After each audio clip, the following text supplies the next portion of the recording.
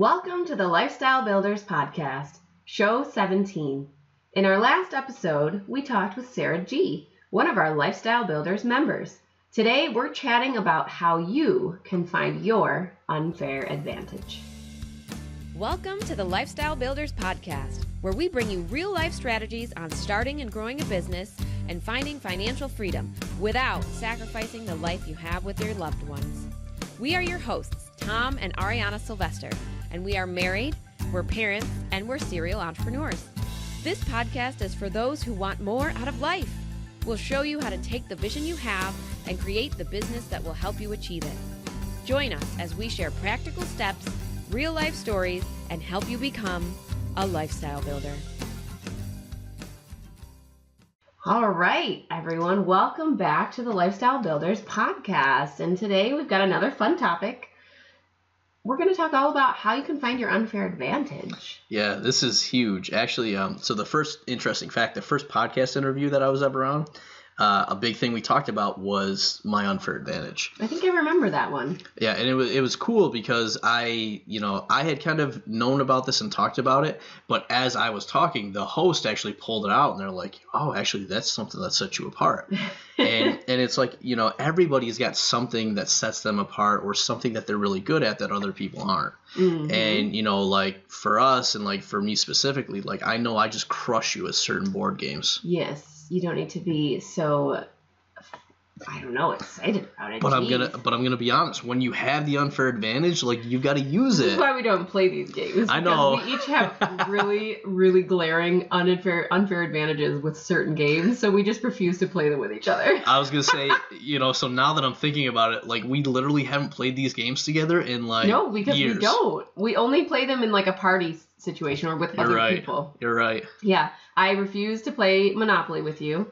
Unless it's like our kids, we have the cool Mario Monopoly, Monopoly that our daughter absolutely loves. And she crushes us at. She crushes us, so it's totally okay. And this is not us losing on purpose. Like she actually crushes us. Yeah. And I refuse to play Stratego with you. Oh, Stratego. It's not only do I just not enjoy the game, you are just so good at it, it's not even worth playing. Well, it's not fun. Well, on the flip side, I had never played this game before. Maybe that's it. Maybe it's because I'd never played it. Sure it is. When you introduced me to the Amazing Labyrinth, like, I don't know what it is. Like, I think I'm pretty smart. I think I have some strategy. But, like, I just can't figure that game out. Like, I don't know. It's like we're playing chess and you're, like, 8 steps ahead of me. And I'm just like, how do I move this thing? And then I don't know. Maybe my unfair advantage is that I played it from a very young age. And I played it a lot throughout the year. I don't know. It was a game my parents introduced me to, and I just really, it's a puzzle type game. It's a strategic thinking game, and I just really enjoy it. Yeah, and you're good at it. Yep, and I'm also good at Mad Gab. Yeah, well, and so that's one where I always make sure I'm on your team. Yep. Yeah, that one we can play it at parties, and then I'm like, this is the reason we got married. So that I could always make sure she was on my team because she crushes Mad Gab. But you know what? Like, so it's funny. We talk about the fact that we never play these games together. And when you have an unfair advantage, what's going to happen is that nobody can touch you. Mm-hmm. And that's why it's called an unfair advantage, because you want to figure this out, because this is what's going to let you excel against all the other people out there that could potentially be doing the same thing. Yeah. So to give you a short definition of what is an unfair advantage? Tom Sylvester. Ha ha ha! You're hilarious. And we have a good friend of ours who actually wrote an article about this that I found when I was searching online like 2 years ago. Heather Gray's article talks all about your unfair advantage, and the definition is it's a skill that you have that is your unique talent. So that can be taken in a lot of ways. It doesn't necessarily have to be like a talent, like you would go to a talent show and compete in this. This is your unique talent, your unique skill set that's come about because of a lot of different factors. So you may be extraordinarily good at something purely because of the life that you've lived and the things that you've experienced and some of your personality and some of the actual physical and mental skills you have. Like it's a combination of all of these things. But for a lot of us, it's hard to pinpoint what that is. Oh, absolutely. And I think part of it is because we're not supposed to talk about us being good at things, like You don't want to brag about all the things you're good at. So you never think about, like, what am I good at? Because we don't talk about that. It's taboo. So that it's hard to find your unfair advantage because you're not, like, in that mode of thinking, like, oh, hey, I'm good at this, I'm good at this, I'm good at this. So how does all that fit together to make me really awesome at this one thing? Yeah, well, and it's important to think about this and really figure it out. And like you said, it's sometimes hard to do, but we all have to leverage our strengths. And there's a definition, once again, I'm probably going to butcher it, but from the book Running Lean that I talk about a lot, because I've always looked, I'm like, how do I describe the unfair advantage? And basically, if you fill out a lean canvas, which is the one-page business plan we have people fill out, the last box is your unfair advantage. And they describe it as, somebody's going to copy your idea. Somebody's going to copy your business model. And your unfair advantage is, even if someone copies everything you do, why are you still going to win? Like, what is unique about you, your life, your experiences, your outlook on life? What is it that's still going to let you win? And, like, one of my favorite ways to kind of figure this out is to look at what people are jealous of about you. That is true. That is a good way to do it. Right, because those people, basically, they're saying, you're really good at this, and I'm jealous because I want to be that good. Yeah, you could look at what are people jealous of you for. That one's tough because people don't always say what they're jealous of you for, so it might be hard to pinpoint why they're jealous. Well, like, so I've heard over the years, like, people always say, well, Tom, of course you are good at that. That's or, a better phrase. Of course, you were successful because X, Y, and Z. That X, Y, and Z, that's usually your unfair advantage. Yes. So it's more of people say that you're good at something because of a certain reason. Yep. What's that certain reason? And pulling that out as one of your unfair advantages. Yeah, and I mean, you can have multiple unfair advantages, some of it's context, but like I remember when we started our first business and when we tell people our story, like we started a real estate investing business in our young 20s. And people are like, well, Tom, of course you could start that business. Your father was in construction and that's why you were successful. Yeah, I do remember that. Right. So that was an unfair advantage. That gave me an advantage over everyone else because it was easier to get started renovating properties when I had a father who had done that for 30 years. Then when we opened our wine and liquor store, people are like, well, Tom, of course it was easy for you to do that. Your father had opened a wine and liquor store. And it's like, absolutely. I identified those and I took full advantage of them. Not shy about mentioning that at all. Yeah. Well, and I think part of this too is people see the whole unfair advantage thing and they think that it solely applies to your business. Like, what makes your business different? That's important, but that's not what your unfair advantage is. Your unfair advantage is what sets you apart, you personally. So what makes you different? What sets you apart from everyone else in your industry that you can infuse into your business and you can use, and there's the dog, everyone, that you can use as, part of your business model, part of how you run your business, part of how you talk to your customers and things. So it's not just about your business being different, it's about you. So think about it in that sense too. How are you different as an owner? How are you different as an entrepreneur? How are you different as a parent? How are you different as a spouse? All of those things can contribute to giving you an unfair advantage. Well, and what's interesting about that, I get comments a lot where people will say, I'm afraid someone's going to steal my content. Or, Tom, aren't you afraid that because you're working with other coaches or other business people that they're going to take your stuff? And legit, I'm not afraid at all. And the reason I'm not afraid is because... Sorry, I had to pull it out. You are like on fire with these. I'm not even intentionally dropping them and you're like picking them up. I could totally get up and do the MC Hammer dance across. Prove it. But anyways, I'm never concerned about somebody taking like my idea because like I say this all the time. Any of my ideas are likely not my ideas. Like I was inspired or took them from somebody else. So my unfair advantage isn't any of the information I share. My unfair advantage is the way I think, right? My ability to take information from a lot of places, pull it together into like a new thought and to be able to think forward and lead people that way. So I'm never concerned about somebody like I have people I'm coaching that could in theory be competition. Like I don't look at it that way. And the reason I don't is because if somebody jives with them, they should go work with them. If somebody jives with me, they should come work with me. And at the end of the day, even if someone took all of our stuff, I would still win, or we would still win, because we can think at that next level. Whereas that person that took all of our stuff only has up until where we were thinking at that point. So like, and to your point, for some people this might sound like, well, maybe you're cocky or you have an ego.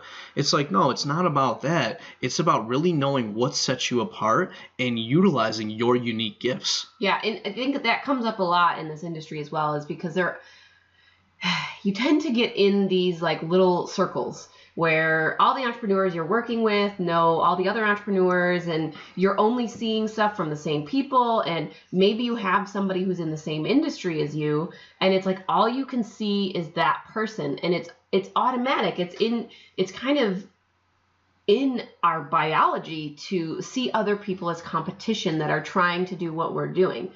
So we challenge you a little bit here to step outside of that for a minute, and maybe somebody's doing exactly the same thing as you. Maybe they're selling the exact same product. How are you different? Because ultimately, look at all of the successful brands in the world. There are a lot of people that are selling the same things. Oh, absolutely. As customers, as consumers, we choose who we want to do business with based on how we see those companies and how we view how they run their business. So I am a Target lover. I try not to go in that store because it makes me want to buy so many things. And one of the reasons I've recently become a bigger fan of Target is because their line of kids' clothes has now stepped into this amazing space that is crushing gender stereotypes.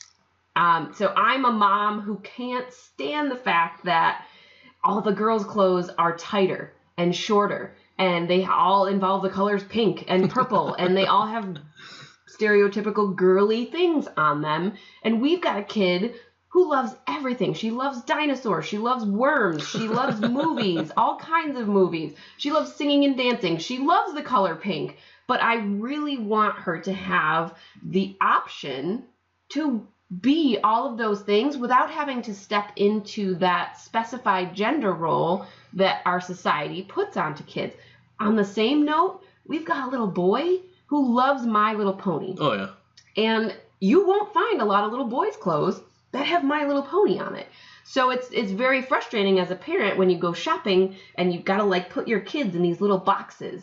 And I love that Target has started smashing those little gender boxes and saying it's okay if you want to wear things that typically boys would wear, or shows that typically we think boys would watch, because at the end of the day, they're just kids. And I want my kids to be able to wear things that make them happy. And if that means that Ty wants to wear a My Little Pony shirt, then dang it, he's going to wear that My Little Pony shirt. Absolutely. So I love Target for that reason. That's going to make me shop there as opposed to any store who only sells gender stereotypical clothing. Yeah, well, so that's how they've set themselves apart in one way. Well, I was gonna say, and so you talked about your unfair advantage is really about you. When it comes to your business, usually we call that your unique value proposition. And so the reason I want to differentiate these is because you are different than your business. So like, we have multiple businesses, and we use our unfair advantage that we personally have to develop these businesses. But for each business, we say what makes our business different than the competition, and what makes our business worth paying attention to. And so, like, to your point, the way that you look at Target, they've differentiated themselves. Yep. And that's something that everybody should be looking to do with their business. So you want to identify your unique unfair advantage that applies to you, but then also look at what's the unique value proposition that your business brings that is going to separate it from the other businesses. All right, so I'll give a different example. We have a wine and liquor store in the town that has a competitive wine and liquor store. So there's two stores. We're selling pretty much the exact same products. Our unfair advantage there is that we run two other businesses besides the wine and liquor store. Yep. So we've got experiences that we're having. We've got situations that we've gone through. We've got ideas that we get inspired by our other businesses that we then take and use in our liquor store to make it different. So we're using our unique advantage, our unfair advantage, to make our unique value proposition in our store different. Well, I was going to say, so then if we go back to our unique value proposition, for us, it's customer service, Yeah. right? So that's specific to the business. We're focusing on, like, our prices aren't necessarily always the cheapest. In some cases they are, but we focus on giving the best service. So we'll order stuff in for people. We'll go out of our way to help people out to make sure they get the best experience. So that's a really good differentiation between our unfair advantage as people and how we apply that to our business versus the uniqueness of our business and why people are going to shop there compared to other places. Yep. All right. And so we talked about some of the things that can give you an unfair advantage are things that come easily to you or naturally to you. So in our game example that we opened the show with, the reason we have an unfair advantage in those games is that some part of what's needed to play those comes naturally to us. So I'm a natural puzzle lover. So something like Amazing Labyrinth. You call me a nerd? You're a puzzle lover? We're both nerds. This is why we ended up together. We've established this fact. I love puzzles, and I don't know what it was about those types of puzzles when I was a kid, but I loved it. That gave me an unfair advantage in the game Amazing Labyrinth. You're a history buff and all sorts of, you also like puzzles, but different kinds of puzzles. So the game Stratego, that like makes your little brain gears tick and makes you better at that game than someone like me. So if you are trying to define what your unfair advantage is, one of the things you can do is like think, what am I naturally good at? What comes really easy to me? So what are the things that I don't even think about that I just do? What do people come to you? That's a big one. For help and advice on? What do people always come? Oh, you would know this. I can ask you this question, and you always know the answer to tell them. What do people compliment you on? Like, oh, you're so good at this. How did you get so good at this? Or, gosh, I wish I was better at this like you. Yeah. Well, and so those are all, like, I would say naturally positive things. Another one that people often look at as negative, but it gives you a huge unfair advantage, is the trials and tribulations that you've gone through in life. Yeah, and that kind of jumps into, like, the experiences that you've had. Absolutely. I mean, like, people, like, everyone's had challenges in their life. And, there's been times where people are like, Tom, if you can go back, what would you change? And my answer is always, I wouldn't change anything. And that's not to say that there weren't some really tough times that like I had to get through. But those tough times built my character. They gave me the perspectives I have today. They motivated me to, be better. So all of those things that have happened in our life can definitely contribute to your unfair advantage, because guess what? If you had, let's say you were really overweight and you had to really work hard and get in the right mindset and physically work hard, to become a healthier person, you just put in so much dedication and came through that adversity that you're likely going to be able to do that better than somebody that hadn't had to go through those tough times and persevere on the other side. A lot of people were bullied in high school. Yeah. Sucks at the time. No one wants to have to go through that. But the true honesty is that when you get into real life, a lot of times dealing with stuff like that gives you a different perspective as an adult, and it helps you deal with things. Like when you go into corporate, if you have a job in corporate and you're dealing with more bullies, you kind of set yourself up by, oh, I dealt with people like you in high school. I'm just going to ignore you, or I'm just going to get over the fact and I'm just going to do my work. I'm going to do me. You learn things from that you don't realize. So looking back at your life, what are some of the experiences that you've had that maybe other people haven't? What are some of the lessons that you've learned from all that stuff that you went through?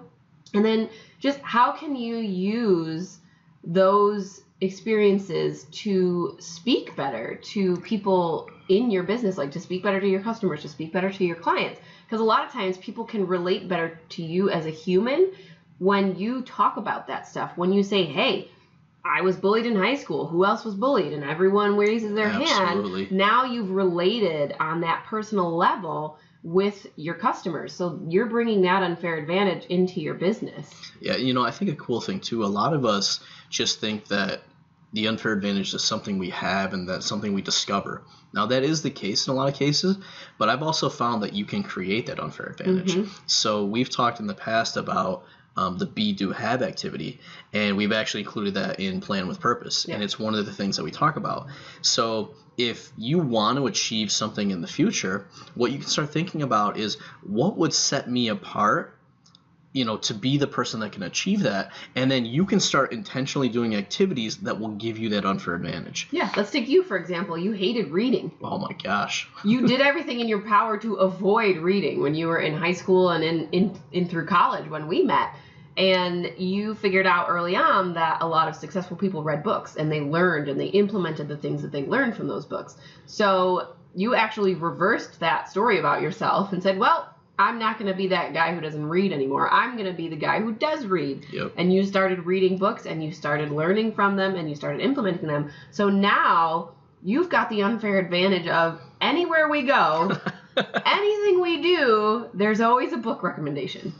Well, you've always got that, there's this book that you should read. It would help you so much. And I'm like, oh my God, another book. But that's an unfair advantage you have because a lot of people know you for that. Oh, yeah. And a lot of people will come to you and say, hey, Tom, have you read this book? What did you think? And you can tell them, and then they can not waste their money on a book that wasn't worth their time. Well, I was gonna say it's funny. It's kind of like a running joke now, and now that we're talking about it, it'll be even more. But when we're at conferences, most of the time people will meet me and they'll right away ask for a book recommendation. Or they'll be like, oh yeah, I asked you a question and you gave me this book recommendation and I loved it. Yeah. Well. Even this morning, we had somebody post on Facebook. They're like, Tom, somebody was asking me for a book, and I haven't read, I've read a lot, but I haven't read as many as you. So I was thinking of recommending this. But, I want to get your thoughts on what you think I should recommend to them. Mm-hmm. But to your point, I knew that was going to be a critical piece of being successful, and that really is an unfair advantage for me now because I've read so many books, and I've applied so many things, and that tied with everything else. That's why, I'm not worried about somebody copying my stuff because I know somebody hasn't read all those books. Yeah. And I know they haven't applied those books to the experiences that I've had to let me really just think about things differently. Mm-hmm. Yeah, and I like to use this one a lot because a lot of people in the online entrepreneur industry are anti-job. But I like to use the example of what have you learned from your jobs? Oh, yeah. That gives you an unfair advantage. Well, I have a ton. I was going to say, if we go back to you now. I have had so many different jobs, but you know what? I learned something from every single one of those, and all of those random things that I learned they've compiled into this wealth of knowledge about all different topics and all different softwares and all different technologies and even just different work ethics and how to deal with people. And my perspective on life itself is different. I talk about the fact that winter doesn't bother me as much as some people simply because of the fact that I used to work at an animal shelter, but it was outside because it was the farm animals. So I was outside every single day of the year when I worked there. So that meant if it was 20 below, even if the shelter was closed, we still had to feed the animals and take care of them. So I'd get my Carhartts on. I had the Carhartt overalls and the big jacket and the big boots and the gloves. And we'd be out there with our goggles and heads covered in the wind and the snow. And we would do our jobs. We would take care of the animals. So for me, now one of my unfair advantages is I don't waste any time complaining about winter because I've worked outside in it and it sucks. So the fact that I'm inside all the time, unless I'm walking back and forth from the car, not that big of a deal. So that's one of my unfair advantages. Now, you may be thinking, oh, yeah, that doesn't really apply to much. But it does because it applies to my mentality all winter long. Some people get so down and depressed during the winter months if you live somewhere cold and it's snowy all the time and you're shoveling and you're dealing with the cold weather. And to be 100% honest, it doesn't affect my mentality as much as it did before I had that job. Well, and to your point, your even your paradigm or perspective can be your unfair advantage.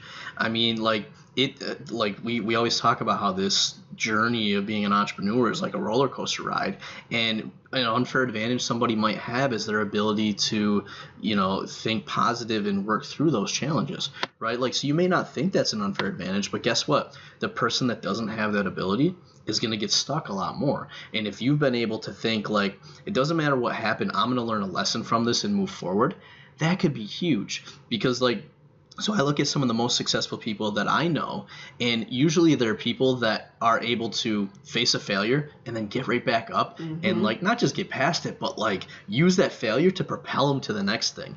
So it doesn't have to necessarily be like, well, I was, smart or I went to the school. It could also just be your outlook on life. Like, I mean, there's some people that they're all about giving and helping others. And I'll tell you what, that's probably one of the best unfair advantages to have, because if you're truly out there serving and helping other people, that comes back to you like tenfold.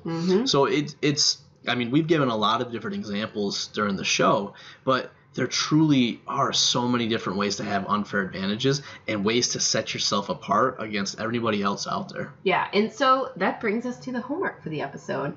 My homework for you is to go and listen back to those things that we mentioned about how to find some ways that you have an unfair advantage. Go and brain dump, and just on a whiteboard, on a piece of paper, and write down some of the life experiences that you've had that you think sets you apart. Some of the perspectives or outlooks on life that you have that set you apart. Some of the things that come easily to you or come very naturally. What makes you different? What things do you love that make you different? Just go and try to write as many as you can.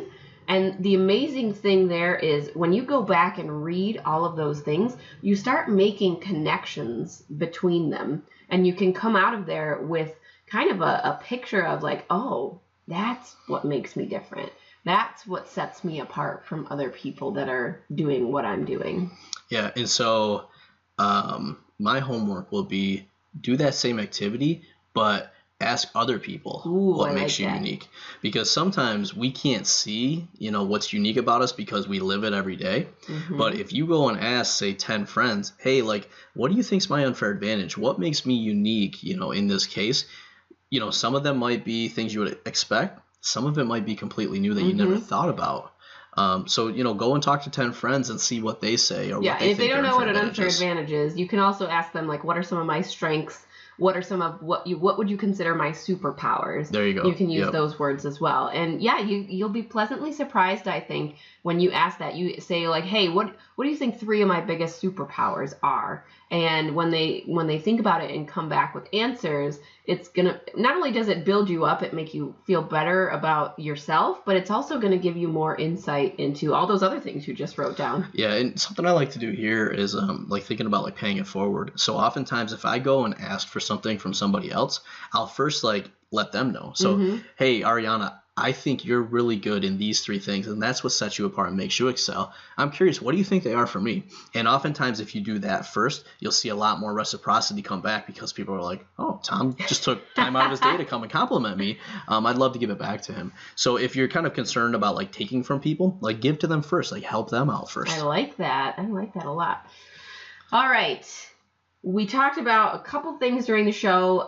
We talked about the article that Heather Gray wrote. I think you talked about Plan with Purpose in there. So anything that we mentioned, we'll post up those links in the show notes, which can be found at tomandariana.com/17. And then if you love the show, do us a favor and make sure to subscribe and leave us a rating and a review on there. We love seeing kind of what you guys think about the show. And remember, we also have our Q&A episodes. So if you're listening and you've got questions you want us to answer live on one of our special Q&A episodes, go to tomandariana.com/question, and you can submit your own question either with a voice submission or a survey submission. Yeah, and so with ratings are really good because they let other people know what the show is about, what you like, maybe a little bit of our unfair advantage.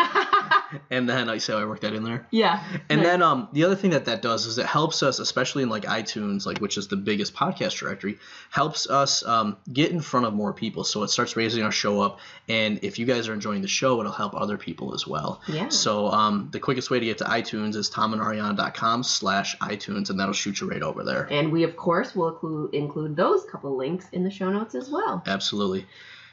All right. So we're at episode 17. And I was hoping that this day wouldn't come for a while, but it came at episode 17. What day is that? The day where I have to reuse a book recommendation for my bookshelf. So the book for today is Find Your Why by Simon Sinek. And I don't remember which show I had this on, but I used this on a previous show. And, when I was looking at a book to really define your unfair advantage, there's some out there. I haven't read a lot of them that kind of have that in the title, but nothing really stood out to me that was new that I hadn't recommended before. And when I look at this book, a lot of this book is really retrospection on yourself, thinking about like what drives you and what's your why. And then like what's good about this book too is that it actually has activities that you go out and you talk to other people about. So when you do that retrospection, it sounds like a word. Sure. When you do that, you really start to think about all the things you talked about in this show, and it really is going to help drive, what your unfair advantage is. So I've already recommended it twice, so if you didn't get it the first time, I'd recommend getting it this time. You recommended it twice? Well, this is the second time. Oh, I thought you meant like you've already done it twice and this is the third time. Oh, yeah, that would be bad. That would... I'm sure. Or it would be one amazing book. There you go. I'm sure in a future episode I'll recommend it again. So that's the thing. Like some of these books are just so like they're not just unilateral. They like have multiple things that they're good at. So I'm sure it won't be the last time I recommend it. Oh, and I wanted to call out something too. The topic of this show was actually inspired by one of our members in the Family Entrepreneur Life Facebook group, Sandy Cook. She said, I want to hear you guys talk about an unfair advantage. How can I find my unfair advantage? So the show was actually inspired based off of Sandy's topic submission. Well, I was going to say, and on that point too, when we come up with our schedule for the shows, a lot of what we look at for inspiration is what you guys want to hear. Yep. Right? So, we take a lot of inspiration from our Family Entrepreneur Life Facebook group, which if you guys are interested in joining that, you can go to tomandariana.com/ I actually don't know what the link to that is. I think we just... That's a good point. It's FamilyEntrepreneurLife.com. Okay. Oh, yeah. Why am I... That's an easier one. Thank you. FamilyEntrepreneurLife.com. And that'll get you in there. And with that community, it's a free community, but it's all entrepreneurs with families or that have a family focus. We talk business, we talk life, and just a lot of cool stuff going on there. But if you guys want to hear us talk about a specific topic, let us know. Reach out maybe with the questions form, or join the Facebook group and let us know, because we always like taking inspiration from you guys on what we talk about. Yes. All right. It's been another great episode with Tom and Ariana, your hosts and lifestyle builders. And I want you guys to remember, as always, it's your life, your business, your way. We'll see you next time. Bye. Are you frustrated by a lack of momentum in your business? Do you want real-time guidance and support from seasoned entrepreneurs who really care about your results? If you're nodding your head or awkwardly shouting yes in public somewhere, then we invite you to join Lifestyle Builders, a mentorship program designed to meet you where you are and give you strategic and custom guidance so you can build the business you need for the life you crave. You can find out more at joinlifestylebuilders.com.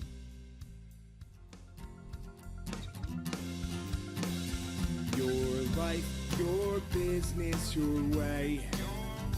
Join Family Entrepreneur Life. Join Family Entrepreneur